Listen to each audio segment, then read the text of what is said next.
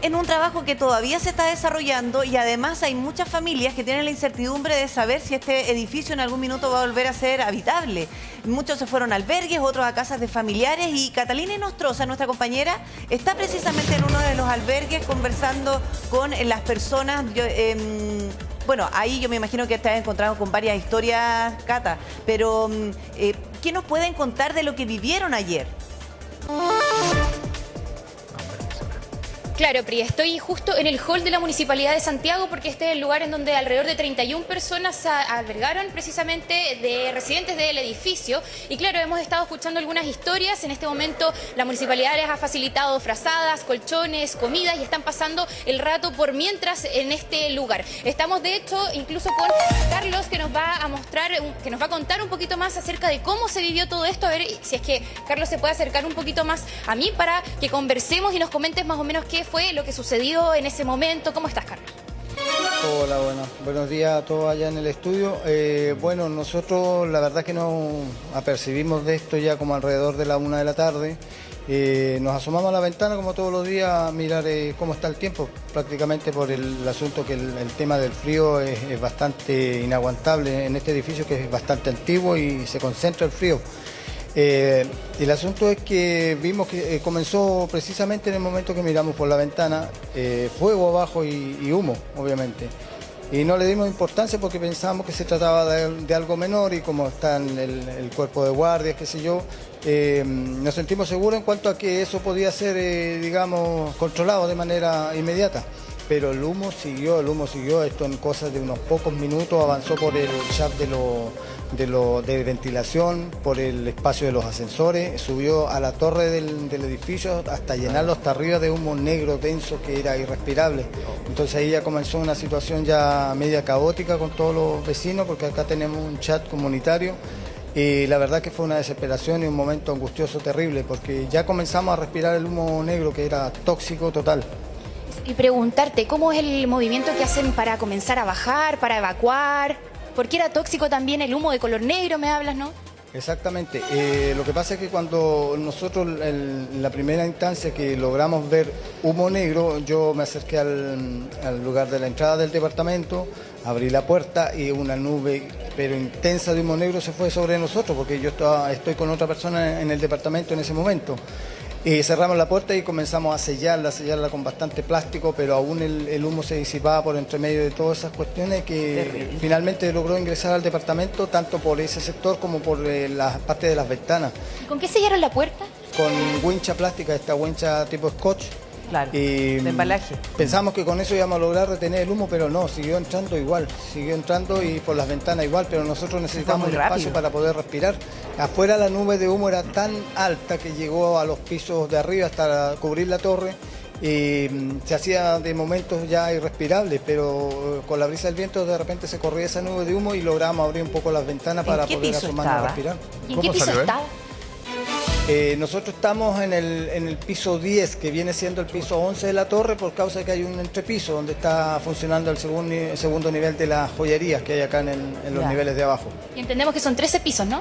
Sí, son 13 pisos, pero también hablamos que serían 14 pisos por el entrepiso y arriba hay un nivel superior que es la sala de máquinas donde están los ascensores. Entonces todo eso fue cubierto por el humo en pocos minutos, muy poco tiempo. Carlos, y preguntarte, ¿cómo lograste escapar? ¿Cómo lograron salir? Claro. La verdad que fue un momento angustiante, desesperante, sin ser majadero, pero esto fue terrible porque nosotros veíamos que el departamento se iba llenando y llenando de humo, cada vez fue peor, tratábamos de pedir ayuda y lamentablemente no había cómo hacerlo porque salir por el pasillo era absolutamente imposible, se entraba una volcanada de humo hacia el interior del departamento si abríamos la puerta, como ya había pasado. Y todo humo caliente, negro, denso, irrespirable, de una especie de quemazón plástica que se oye, porque uno ya no tiene 10 años, uno logra percibir y distinguir los olores cuando se trata de una emergencia así. Carlos, mira, aprovecho de mandarte un abrazo, es tremendamente angustiante lo que tú nos estás relatando, sobre todo porque además ustedes pensaron que en principio esto podía ser controlado rápidamente. ¿Cuánto tiempo pasa desde que ustedes ven el humo hasta que después se ven en la obligación de salir del departamento? Más o menos, un estimado, para saber lo rápido que todo esto pasó. Hola Priscila, un saludo a ti, a Repe y a los que están ahí en el panel. Bueno, la verdad que esto comenzó a la 1 de la tarde. Nosotros cuando ya comenzó a subir el humo, esto nos pasó más de allá de un par de minutos, hablemos 3, 4 minutos y fue todo muy rápido. De ahí nosotros que estuvimos, sí, demasiado rápido fue, demasiado rápido y caótico todo. La gente gritaba, no sabíamos de qué parte estaban realmente necesitando ayuda porque acá hay bastante gente mayor y que vive en los últimos pisos. Claro. Entonces es la preocupación de toda persona, de uno cuando quiere ayudar al otro, digamos en este caso al prójimo. Pero no se veía nada, ni siquiera nos veían para ayudar. En desesperación igual. Sí. No, no se veía nada. Si el pasillo, todo eso estaba tapado de humo negro. Hay unas imágenes donde, por arriba, donde está la parte de las tinas de agua que surten el edificio, por esa parte al fondo arriba salía el humo, salía como que estaba el humo precisamente ahí saliendo de un fuego y el humo venía de abajo. Entonces fue una cuestión horrorosamente terrible, terrible y angustiante. Bueno, con el tiempo, con respecto al tiempo de salida, nosotros hacíamos señas con unas toallas que improvisamos, con unos palos de escoba, para que bomberos nos viera de abajo porque ellos cubrieron todo el edificio, pero no nos veían por la nube de humo porque nosotros estábamos en un piso 10.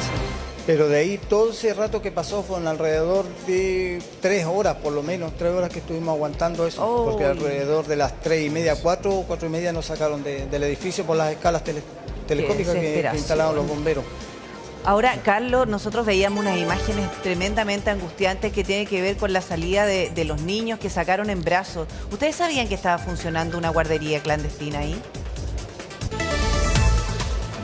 La verdad es que yo por lo menos yo no tenía idea. Yo trabajé años antes en el edificio y bueno, ahí había muchas irregularidades que bueno que lo mencionan porque creo que acá el tema de la fiscalización de los entes fiscales tiene que cumplir su rol porque aquí resulta que se instala una persona con elementos combustibles de abajo, que eso prendió como benzina, se puede decir, no había cómo pagarlo porque esos cines son un recinto muy cerrado, eso no tiene ventilación.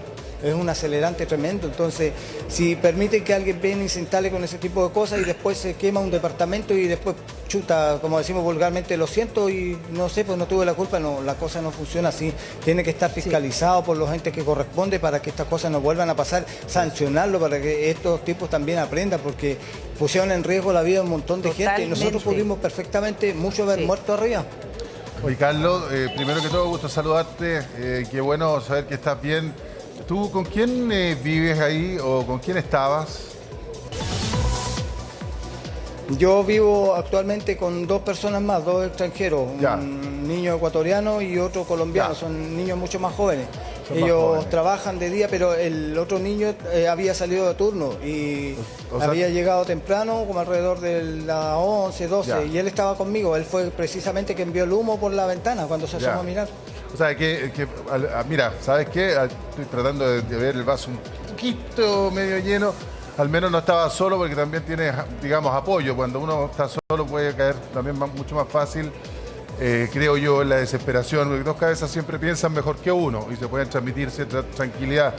3 horas esperando ahí, asomado por la ventana, Carlos, me imagino que, bueno, la situación tiene que haber sido bien angustiante, porque en el fondo la incertidumbre de cuándo voy a poder salir de acá, ¿no? Terminaste saliendo por una de las escalas telescópicas, ¿no? Claro, fue terrible porque uno primero yo lo tomé como algo, como un chiste, como una broma. Yo le dije a este chico, le dije, oye, pero deja que se forme algo más entretenido, le dije por broma, pero jamás nos imaginamos que esto iba a crecer tanto al nivel que después ya está en riesgo la vida de nosotros y de todos los demás que están en el edificio. Pero es bueno el tema, el punto que tú pones de estar con otra persona porque así nos ayudamos.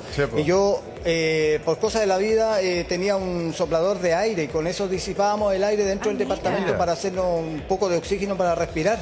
Un soplador de esos que soplan hojas en el suelo, que tienen bastante potencia. Y con eso hacíamos espacio de aire, exactamente, de esos mismos. Y con eso nos hacíamos espacio para poder respirar porque ya estábamos llenos de humo en el departamento y no había ya de otra manera de cómo conseguir oxígeno. Sí, fue terrible todo esto. Me imagino, Carlos, chuta. Oye, te pregunto lo siguiente, ¿cuánto tiempo llevas tú viviendo ahí? Te lo pregunto porque el cine, entiendo, los cines cerraron en algún minuto por el año 2019, nos estaban contando, y que parece que prontamente se transformaron en bodega. Ustedes como residentes del edificio tenían información al respecto, porque en un edificio nadie puede hacer lo que quiere. Generalmente esto está supervisado bajo una administración y un comité de copropietarios que ponen reglas y, digamos, van viendo de cómo el edificio funciona. ¿Ustedes sabían al respecto? ¿Tenían claro? La verdad, bueno, yo llevo alrededor de 12 años viviendo acá ya en Santiago Centro y en este edificio. El tema de ese tipo de arrendamiento de espacios es conocido por la gente, pero no pasa más allá de una conversación de pasillo, muy desinteresada, porque cada cual vive en un recinto así con lo suyo. O sea, los temas de propiedad, y no, uno ve lo que vive a diario con su departamento, ve las cosas de uno, pero no está preocupado de los demás y sabe de que se va a arrendar. Ahí se hablaba de que iban a poner un gimnasio, después que iban a poner una especie de supermercado, como un mini market, y eso hubiese sido genial para nosotros, pero finalmente fue arrendado a gente inescrupulosa, porque eso llegan unos camiones gigantes en la noche que los ponen en la calle Monjita y lo desocupan de toda su mercancía y la meten ahí. Entonces creo que fue mal arrendado y insisto en el punto, todo esto pasa porque las administraciones, como dice el término, han sido muy permeadas, pero no sé qué tipo de naturaleza, de la humana del mismo comité que tenemos nosotros o desde afuera, porque resulta de que a ellos nadie los fiscaliza. Las administraciones, y esto no es solamente el edificio donde yo vivo acá, las administraciones de edificios, nadie tiene un ente que los fiscalice sobre ellos.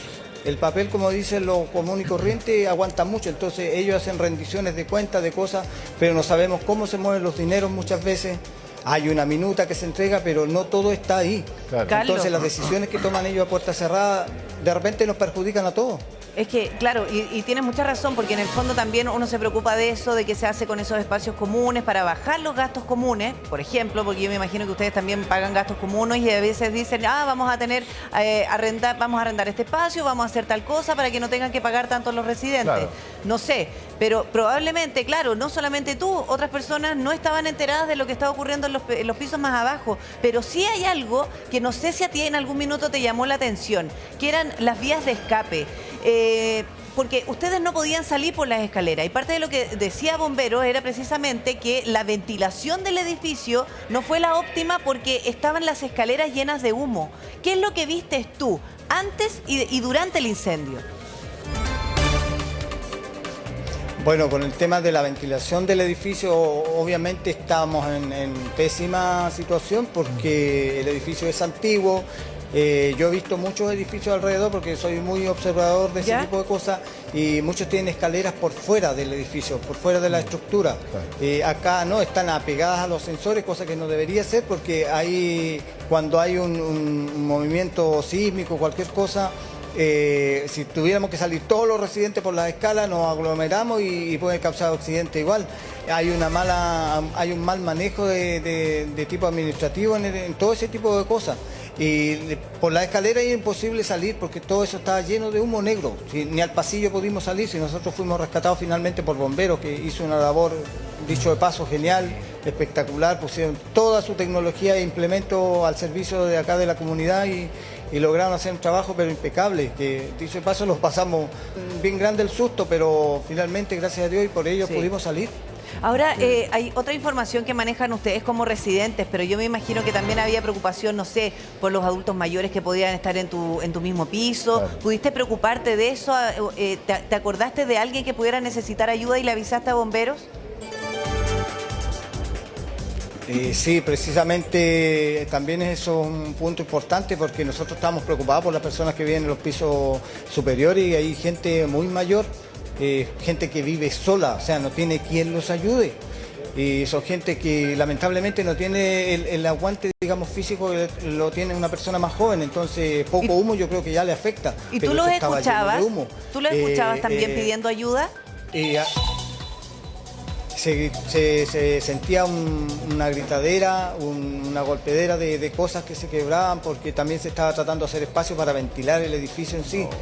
pero no tenía como certeza de qué parte estaban gritando, porque la gente de la mitad del edificio, digamos de zona oriente a poniente, esa gente estaba en la penumbra, ellos no tenían idea de qué es lo que estaba pasando, solo se les llenó su departamento de humo. Claro. Yo por lo menos los que estamos hacia el sector de la cordillera del edificio sí sabíamos que el humo venía de abajo, del sector de los primeros niveles, de los subterráneos, pero la otra gente pienso que debe haber pasado peor que nosotros porque ellos no tenían información de nada, no tenían ¿Carlos? idea de qué es lo que realmente estaba pasando, si se estaba quemando el edificio o no. Claro. Es que era una incertidumbre Bueno, total. Y te quiero preguntar por el olor del humo, porque habitualmente nosotros reconocemos el olor del humo de un incendio, no sé, de casa, que generalmente puede tener que ver con material de construcción, con madera, con plástico. ¿Tú sentías un olor diferente? Porque lo que más nos llama la atención y nos preocupa es que hubiese elementos químicos. Claro, bueno, como les decía en el tema anterior respecto de eso, uno aprende a distinguir ciertos olores Claro. cuando se trata de quemar algo, de prender algo, pero esto era un olor netamente de plástico quemado, ya consumido por el fuego. Era el olor predominante, digamos, en el ambiente y en el humo que entraba por el departamento. Carlos, ¿ya han recibido alguna información? ¿Los han mantenido ustedes informados de los peritajes que se están realizando ahora, del trabajo de bomberos? Porque yo me imagino que ustedes también están con la incertidumbre de saber si pueden volver ahí a dormir, no sé, las próximas noches. Claro, bueno, según el último reporte de la vocería que hizo el comandante de bomberos con el alcalde, don Mario Desbordes, nos informaron, don mismo Mario nos informó acá a nosotros, que no hay posibilidad todavía de ingresar al edificio como tema de vivienda. Es Claro. imposible porque todavía el humo y la toxicidad sigue dentro de todos los pasillos y de los departamentos porque el humo está encerrado ahí porque ese edificio no tiene ventilación. Entonces no hay una idea clara de cuándo podríamos habitarlo. Sí se está considerando la idea de algunas personas que necesiten retirar medicamentos o algo urgente para que vaya bombero y claro. acuda a las unidades de arriba de los pisos para extraer esas cosas que la gente necesita. Pero de habitarlo dice que todavía no hay luces. Mínimo No. dicen ellos como 24 horas más. Claro, está difícil la cosa ahora por lo pronto porque Bomberos sigue combatiendo